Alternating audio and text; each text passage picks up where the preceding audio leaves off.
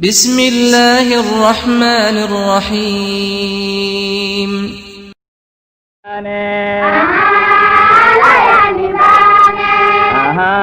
Allah yani bane Allah yani bane jangana kamu ngali adamarimme annatu Allah yani bane jangana kiye ngali adamarimme annatu Allah yani bane. أعوذ بالله السميع العليم من الشيطان الرجيم بسم الله الرحمن الرحيم والصلاة والسلام على أشرف المرسلين محمد وعلى آل محمد وسلم تسليما كثيرا وبعد السلام عليكم ورحمة الله وبركاته. mare musolongo waka kunyini naga mama nanti bismillah aga ime birande kenga ni soninkara maisinga soninkara maisi gelli abolle na joppe ewa tele sunanga mana sutananta ima na soninkan khanne ke yamba na denge kane na dema na urugi ewa soninkaku gelli na daruna lawara lenki soninkaku madomina nya ewa batarampia soninkaku ni fi hore ay soninkaku ni dambenye soninkaku ni salama kunya soninkaku ni daga kane ewa soninkaku nya ureni lawa indi ure lawa sorotana nure kapadu ya Allah subhanahu wa ta'ala imedon demande nondi mare musoninko aga kungatu dinanto kuyu kuna aga khale munya aga dinano kosu na ko yaga inanti ewa dina ke garbo afriqiya kengani oga no kube kengani afriqiya l'Afrique de l'Ouest slama gun sanki tongu itu commerçant no nyadali mais ari halle kun commerçant no gabe jati gunu nya sonu konga ida sonu kon kharamundi ewa dina nga slama ko ke dina nga gelli na sonu kon ka kharamundi slama ko ke dina nga na la wara lenki ko take sonu kon kanta fofo sutanai ma na suro tanano kharamundi soninka unga slama unga ado jikundo dambenga o kharamo ko go wano nga kunyini na mama kenga ni Saidi Jongo alimul faraid وعلم الميراث الذي أوتي المواهب جزاه الله عنا وعن الإسلام خيرا سيد جونغو تندا كوتا أتي يوسف جاوراغا أتي سونينكي غماني مخراوندي أدان خرامو خراوندي أتي كتانكراغي سينبه غدانغي سرسو الله واتيني سونينكي مينكي ميكوني خراوندي ميواني ني سونينكي دا أن خرامو خراوندي سيد جونغو دا كندي غامكيندا والله نياغانا أرنا أمينو دالاندو كندا غالي لنكي سونينكارا مايسي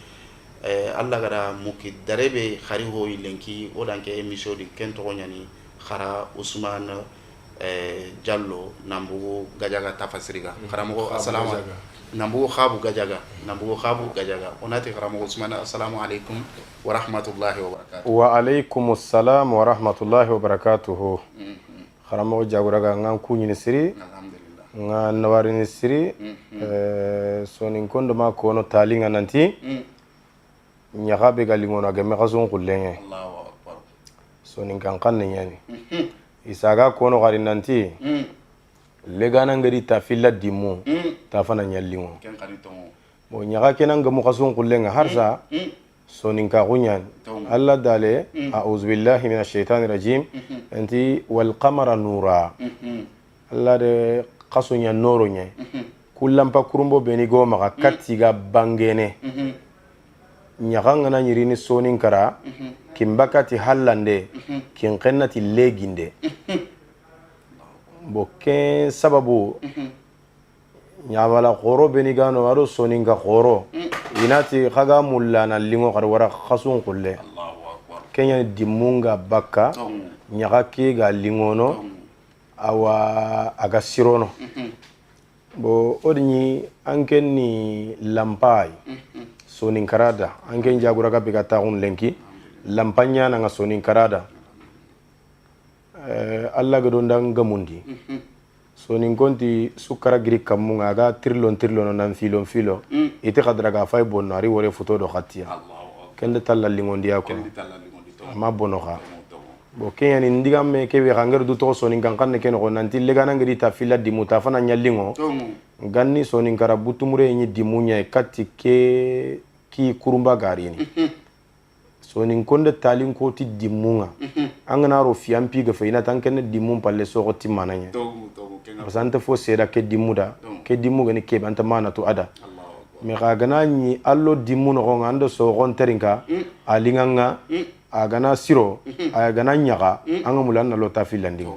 yo kenya no ta fana fatike o ta filanya fa ke dimmu ta ngal lenki alla dungen kam inshallah wan warin siri wan kunyi siri wan qantana siri inshallah jabura gando khairi kiani o karamo Usmani wona tanda anka bismillah tare angara ngaro khagada ankirita hilandinga hana nyallimo hana ke suro alingi sonun konda alingi alla da alingi islam aguda bawo soninga khanne ke alhamdulillah Allah subhanahu wa ta'ala anda kharle mumkin anga lenki khanne ke anga kono mo sigadan saga anda ganten dan sagante anga khanne ke konni kimbaka khanne kenkena khanne awa bambo khanne wakati ni manna kimbaka khanne yo donc na utu soninga ntago kusui na utu ewa ogana bugu malinyi mediere wakati ni anati ewa debunyeru soro ngati no kundu sudin kan khanne kunga kono ke mogodi ewa kingiran ko ngako no kundu wakati ni anati bago no ko no kundu girima ga ko no kundu murtane wa ko no kundu gambi wa ko no kundu alhamdulillah rabbil alamin o Allah subhanahu wa ta'ala tigana na mama khanne ke joto nyoy do kharam ko Usman khanne ke soninga khanne ke a jote ngoy de parce que oku koni danga kanne magandara o maga oda rapport nu gonu ngari tin soninga khanne ke wa sankini Usman khanne ke wa sankini wa no khanne ke lante sankuno mani maga khanne ke Allah imede fini bangandi nanti qur'ane no gonga wa yakhluqu ma la ta'lamuna iye fon tagana khagante kebetu nabillahi ibrahim aga duguta bire kebe al kaaba tagandenga adire menyanda al kaaba taga wa iz yarfa ibrahim al qawaid min al bayt wa isma'il rabbana taqabbal minna balaga gumunti keda ihdaru sura na kamerando fotondo sinima liti fi zihni sami itrinkanan taronda gotontago antini wanke nyaare nya fay nabillahi ibrahim lemmenga tufando giden kinne aga taagunu mekka man alkaba wuruki Allahu akbar boy gaduguta golle suga khempa ya ganyeme nanduguta ibrahim da dutto alla dali ibrahim da nanti gangundi Ibrahima jabin hadisi sahanto nanti wa ma yablughu sauti kin qanna tin qannente jofen kin baka tin qannente kinyene alla dali nanti gangundi kena kinyenti ina jofandi kin qanna khanne Ibrahima gangundi alla da kinyandi ada jofandi Allahu akbar bo ken jofandi de alla ri jofandi fodo kinyandi ndi fotana kinoy kenga khanne lagana na kinyandi dingirai ando kun kamani memewori Allahu akbar ganni ganati sonin kam modi nya fayke aga tugullondini na meysilondi aga bugu sonin kande bebe ani gujamba ini no nyai Allahu akbar aga kharangundindini wala han kama ado kitaben kama la waliyano saniyeno bo gallenki Allah ri meysini tallam bangandi guja ke kama digan kanne kina daga dingirai anani modi kena kun qarangundi makallenga na do kunchu kita kun kama nintar ni modi ke wori intatu digan kanne ke ga ina terin kanga ma famu ganni dore nyanye korma modi ntoro agar tugullo ndaga dugu to me duru nyane metrindin asiro ke ta masiro o dangini kenga mega digan kanne nyana gana daga ana sagari ni khadi amma wari ba Allah ga dali qur'ani no gati inna nahnu nazzalna dhikra o kwande finko nyankandi wa inna lahu lahafizuna duna kurum bande fesiroda o kuni tangandano ada naro masin nin no ngalenkiya naro foto nin no ngalenkiya digan kanne kena daga anna modi ke sawrangori anna modi ke digan kannun kita aganan daga manna saga illandi falle khod diga men joppa de ngati nyaga be gali ngati angranta filla dimu ta fana nyallimo bo kendange pale sonin kan kanne kenta sankun anta sankunu sonin ko ku nyige tere nantina be bogu merey ina me bogu dakku ado dullende feto ado nyaniye ado yagu buren kota sonin ken tere manam pay kiyay Allahu akbar angana ikara ina tan kan daga tere anna fo de bari angama tere angana tere ani kedimina na baganga angan tere keso nyana ba kiyan ko ngini sonin kara aw ko ngini gujan kama aw ko ngini koran kama aw ko ngini awati sopino ko awa ay ko ngini jogomini ndi noko na minindi bara so gampangin kama sonin kara ni kuay kachi kuti noko so ki khasi noko dagu miri noko ay ko ngini kuswa angan tere keso tankita angan daga keso me nyana gella ken nan ko bugu me khay ha de gen ken ken yoku da nga khair nyay men o ku kamme yan ta koy bo sonin kan kanne ke terende ken go anya ko isan kuma kunu kha alla gad fi kurmbo be bangande har sa soroyino kunga sonin kan kanne ko na fo sire afulla banti afu khulle ndako gambian konda tani maneme inati kinkenay igi faren qayni nangira ameriki nangiri canada nangiri aw angleterre nangiri gambia imede ben no nangiri lume gambian konno ko ay sirado espagne nangiri sierra leone gambian konno ko ay siringa nanti angatini kinkenna khangana kimbaka khannen ko ado gambia na khanne kendo ku kita kammo Allahu akbar nga awa sikki ke dingira na ke fatan panci siri wanna saran kanne gati na profite siri bawno ga nyaga be len ko na kasun kulli nyaga nyaay alhamdulillah arna nyanga lingi arna sababu sirenya amin ya rabbi gambian ko e bogu jafunu e bogu kingi e bogu soroma e bogu yuri Allahu akbar kimbaka ni kuyi Allahu akbar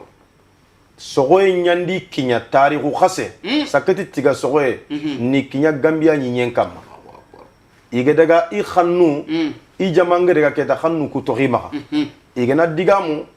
wolo fon kannen ka fayo go yaro mallingan kanne gambia nge ngadu tokko nan tan dembaya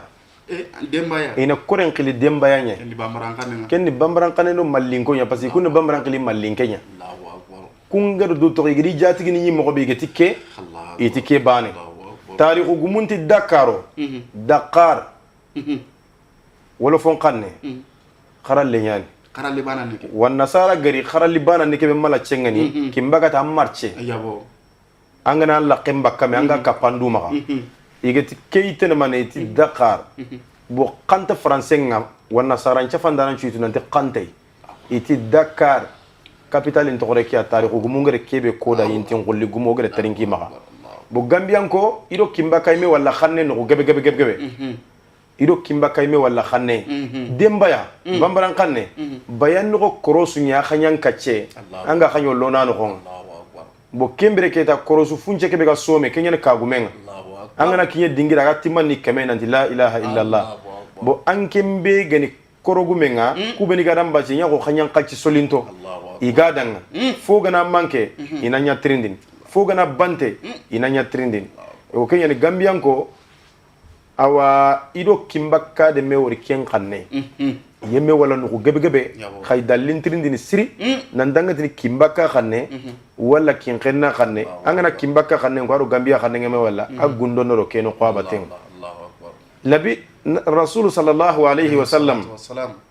alla da an nationalité kine ya akka itibe nanti makkan kenyana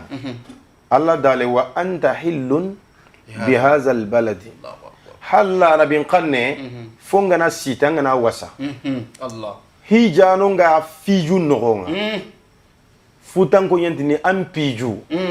o ku kin qennati an hiju bo igana bogu hiju no bawno hiju khwanga nyime ga tu mo be dinan tinke hiju yin kolla sindente yegu sitien tanro anna nyeri antanro me ganta khagana bogu hijun kachunga wose bakaray khanan togi gantanro kin khana di khanye alla dalina di wa iza halaltum fastadu hagana halali ma khani kho harame kaga hijun no nga haramun tenya ne khafai ka huruman tenya fogebe nyangin paramun tenga done geti baitillahi alharam ke haramu imere sonin kon lagani jagali gambian kan kanne ni ngulu sami kimbaka kanne ni la samandi kin khenna kanne nanti alla ka alharamu harame ke manane man haramun tenya ne fo bure suna nyaayere maganta ti fo sirim bane haramin nan to kido alkaba to gundo ne kiya wona bangane sonin kan le munda galilen kiya bo ken sababunda ada farin national tenkine wa anta hillun anken na wasantiyai de bebe gi angani de bugu menga dononga de bebe angani nonta kana nga donon chere anta sitini non so nin konti muka koni sitiya e fare muke fatanga de beke Allahu akbar muke gana daga mbangya gana sitiya kafi mame inati muke fatanga ire de giranna Kenya nanga sannan bogume boka yega da faren koni aga daga Madina awa hafsin karange kene nonya bo kin hafsin karange afagari keta da karange ke wutuna khannu kutu nan daga adal kaba yimmel ko nan daga lagar ni hafsin kan kanne Madina kan kanne bire kala halan kundunya khannu fo khoro nyen bawna la dale nanti man ne be nyimme su khay wala khayfare illa bilisani qawmihi aganta tasron chefen nene o kusoni ko te khanne men nene yani Allahu akbar nene nga girnan kenne anglen kanne angana ko anga masarano ko nga ko ngimo ko mayo go nene kamma anglen kan ko ngano ngatu arabin kanne angana ko anga majufo akarangen no walla anga fati arabe nene ndaga mo gonda la hala soro nga mbugo no ko nyimetun so nin kan kanne angana sare pariya so nin kalle mu begari igana daga kacci kutano no ko kara ado soki khesano no suwanga no do menaka igana diga mu yetina kemenyere de asare minay nene ngiri mo gonda khanu mo gonyando ko kacci kutana gana giri sonin karado soki khesana nanda wa bio dinka no nanda pariya agana kinya ga français ke kono mo be muadi tuadi idam pamu nan tanke masare tanke patiyerenke donc on a medema sonin kara diga muti qur'ani khanne kamu manne mesine kudo ola ganyana na qur'ani ke famu ndi sonin kallemu khote sonin konga duro to e bedde bari igramo duna so garamo ni yani Allahu akbar garamo demba wage duna so garamo wani tomu me ke ki kurumba mini i kitabu nyandaga i digan kanu mekite garamo mamare muruja kendo karamo khoro beni ga dangi sonin karay agbe maysi gumu agbe nyani sonin kara hari bambara ni dagana khara sonin ko nga ina bambaran kan ina sonin kan ne ke sera ina to ku khara sonin ko nyai bambaran gebe odi de me wori paria odi de me wori Espagne ado dunatana ina ta khara sonin ko nyai Gambian ko mallin ko nyirni khara do Gambian ko batenga gajaga ado gidimaga inati mallin kenya ninga kan khara do sonin ko nyai odo kunga diga munu telephone America ya kota so odi diga munu Angleterre ya kota so har lenki kota ke khason ko fili din khiri paria iti khara sonin ko nyai e sonin kan kanam go mi kunni khason ko nyai inshallah kene karamo anga to mono onati jallo bismillah anyi me birandi o amduna Allah subhanahu wa ta'ala magasi e o dan ke tawe har sarna barke da amin inshallah arna e wa ona hatay duna adula kendangi halle karamo Usmani o wanku nyino wa mamana o wanku nyini sonin gara su to gondi o wanku nyini sonin gara su to gondi karamo Usmani khaneke anda adda melloyi khaneke anda khana gun sabati ndo sondo mendi davantage yo oku khallen na logari o tungaranko benuga no wi khanar ni mama wa tungaranko benuga ina kharamo Usmani de ma i gollendi o wi nar no wi mama na lenki kota ke kharamo Usmani an tafsire nga dangi ni groupe be di gati ni keni kharamo Usmani jallo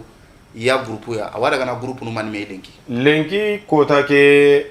bo o noqogo wala utini wa haqqentu noqogo wala tinonta haqqentu Allahu akbar bawno na so man kama kharalle moy khirindi ni kota swa igatini kumbane wala tanjike groupe kama ken pitinke khalle Allahu akbar kharalle mo groupe ni munyi groupe ni ku kiyema tammu Allahu akbar isigintenga gollenga inda wutu ina yan kandikati kun kente kenceda khayi mi an ko ni dan nanti groupe ma ko de bagandi tantonga aw tammu baka bo kenge be ngel groupe ke no nga ampu kamo man mesere kengi ma ga dabern Allahu akbar bo kuy mi khallen khakaf man ten daga ma tanjike aro nyero ga taxe be lenke Allahu akbar bo groupe bana sunu nga tan ngate tankere le mene kiteni ga yan khanni katti kamo man me groupe Allahu akbar ga yan khanni tamane me groupe Allahu akbar bo kembre keta a haqiqan koni me fo tuinte alla na campagne be metu bo ga kuy me ma tanjike aro groupe ni nyeri yani nga diga mun ko ta kebe lere kebe ko sasa aku tanyere tanjike aro groupe ni nyeri Allahu akbar kharamo Usmani onati bismillah inshallah wanari ni na mama groupe ngey mewa kharamo Usmani groupe ndi wallahi ngadi volontier ngadi parce que nkara moyani ngadi parce que aga fofo kono laraben khanendi arawa suure konanda ngani soni kan khanne ke khullende akheche ay wa khullu ay mese palli usman wa su kono qur'ana ko te banambana anga daga nan na nyi lenki sere gabe wano ida soni kan khanne kara sonun kan lemu nyani sarano gondi nan koradi e kharami ga doctorat nun kita mais uzaz anga na hinu gonu kinati na wure konanda soni kan khanne ndi e wa ko no khanne tanadi mais ba se etikensuya mais Allah gara sere ka kino soni kara yibe gara wa su kono soni kan khanne ke da khullu pal a ken kamanden nan kawa sonu gon nan kawa na yanga sonu gon nan kawa na ken kamanden urugi ewa hari kama urugi Allah subhanahu wa ta'ala wa urugi ni parce que aga ina ke digame be ko Allah da hadi kwa ken ga lara ke walla wa mudun Allah subhanahu wa ta'ala maka harsa arna groupe nu ko gobondi ngey me yusufu ga groupe be di WhatsApp groupe be di Ousmane Salou groupe nanti Ousmane khara Ousmane Diallo groupe ndi donc ngey ga groupe be di okuni 257 personnes. C'est-à-dire tant kamo fili ado tant karage de soro yiri kenya groupe ni kubeni ga dononga ka foni ko tanji kero nyeruke bane suga ye kamo fili do tant karage do soro tumiane Allahu akbar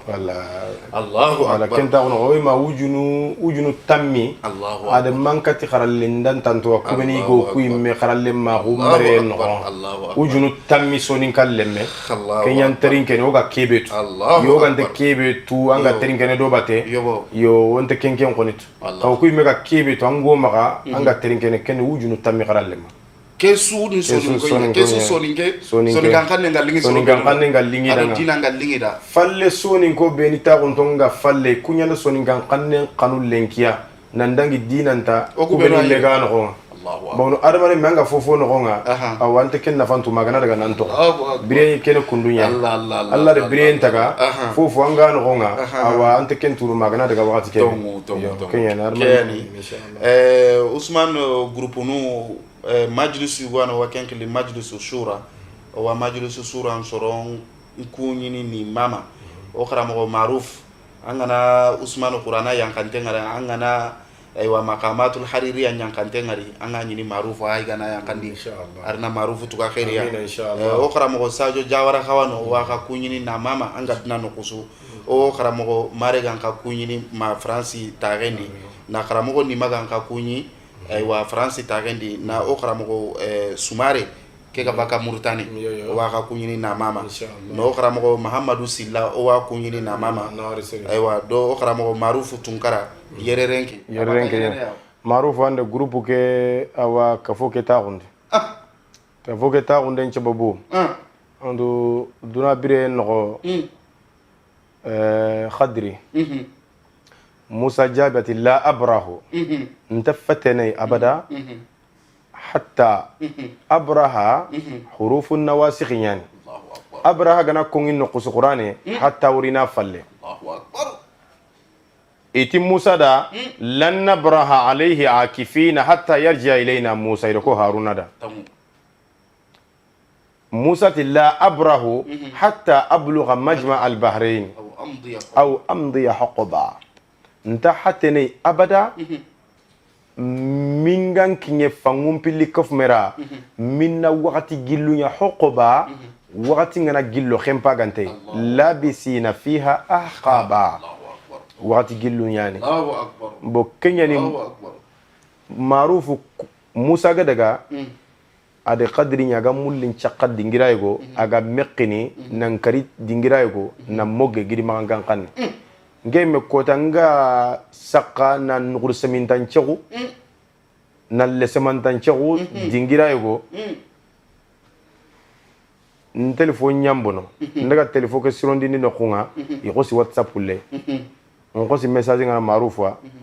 agos aginja bina da sagandi na ya groupe ngananti wajunde de berana roke kama iri nyanda groupe wa Allah kembre akota nan nugur semien campagne kebe gani jagali en kempa gambian kan kanne kebe gani leseme kempa ke mesare kan kin kenna kanne ngo marufa no groupe ke raga na jopa oy kingi su kuyini ta togon oy kingi su nawari oy kingi su nawari alhamdulillah rabbil alamin nanta ko television kan nan digamu Allah da afana nya kingiran ko nya kingiran kembe ga ta kunu jaguraga o dalla digamu whatsapp nin kamma aw dangini internet ninga yo xanan digamu télévision kanke soro nanteringa yo kenke on tale gari turi kha ajunga din khoni nan kenya yo nake ko sonin kalle munda nanda an ajunga sonin kara daga kanenga sonin kan kanne ke an mulla annan tigitei awati taroi tiragandi foi ken qotengani aganta kutini ko alla gadali bil urwati al wuthqa lam fisama laha tiragandi kaci qote ragandi tigitindi kiti qote aganta gurjene aganta burkhene awa inshallah jazakumullah khairan wa narina mama na okra mo suguna ma france tabe na nawari sire palle ke suguna o kawyani yo en même temps okra mo yani wa suguna nya sababu min ga ga dan ken katu sababu ndo sababu wallahi o suguna narini na mama wa narini nda domina emission nya de beke dire asuso ni ka ko ko ni kamani wa o ankara de mun sukunyi na ga nano kusu usman wa ga sukunyi anga groupe bedi Usman wan kuyini angana ke video ngari tanni ke ngure nante karamo Usman jallo kuyinde nya hay katanga sere sugana ke video ngari kuyinde kan katanga waga su kuyini son karato kondo waga kuyini salama kun to kondi na mundu Allah subhanahu wa ta'ala ma o karamo Usman wa mundu Allah subhanahu wa ta'ala ma arna o da dallandi mema la garum ko sere Allah subhanahu wa ta'ala yana kinni wa mundu Allah ma arna khari o do karamo Usman ya wa mundu Allah subhanahu wa ta'ala ma o soni kan khanne ke arna khanne ke wurgi arna de ngakani o soni ngan karamo no o wisu kunyini ni mama o karamo ko kunyini Muhammad al-Murji afati den kantam nyan ko tenka mama abonjo mo ngano o wa bonjo mo kunyini gadna no kusu o wa karamo ko e wa demba wage bonjo mo o karamo ko misbahu wage e wa nallawara o karamo ko khore Hamid wage nallawara ay wa mufti belenu Umar wage nallawara Ibrahim wage do karamo no kutunchu do Umar wage kengani Hamidou Juba kenga o yusu kunyini ni mama no o kharamo Abdul Qadir Dukure Tuba giden kama angana ti giden kama ni kamunye wallahi Tuba Allah da Tuba ureutu Tuba rinna l'islam agundo tauhidun do ewa islam agun keche Tuba khari nyaken sababu kore nyako tege kama Tuba nkaranye nya sababu ya na Qur'ana sanki na debu nyeri nya debu khorunga o wakiban kon sukunyini o wa nyoro taganun sukunyini o wa jafunu sukunyini o kharamo nun sukunyini maisi gata ko sonin kan debe sudi sonin kara maisi kunyinde ngakatanga o kharamo Umar Dukure mabwake Sheikh Umar Dukure bwake o wa narini Sheikh Umar Dukure nge mera daliya kharaya maka wallahi nkara le man ni meren chungutu na daga kara kanin kara mundi daliya akenga ewa akotanga sokuranga nkewa Belleville ngara kana kharaya wa wure ko ni da sonin ngakane ya Sheikh Umar Dukure angana ajuzun kona wasadrun kona me ken ko tada nya hama kun kitaba pun tamani mesine no kharamo Muhammad al-Makki Faransi o kharamo Muhammad al-Makki kunyini na mama adi kharle munso ado ewa o to le mun kutun so gas kunyina ga mama nanti ken tagen panamba ne inshallah o domi o Allah subhanahu wa ta'ala nya ga lagar mo ko sirar na kharo su ko man tenga nan to kharamo da jazakumullahu khairan jabraka ando braje inshallah harna khairin ran nasri arna soni kana wuruge arna sababu siriya arna dina ke fami ke dina ke kana amin ya rabbi jazakumullahu khairan alhamdulillah amba بسم الله الرحمن الرحيم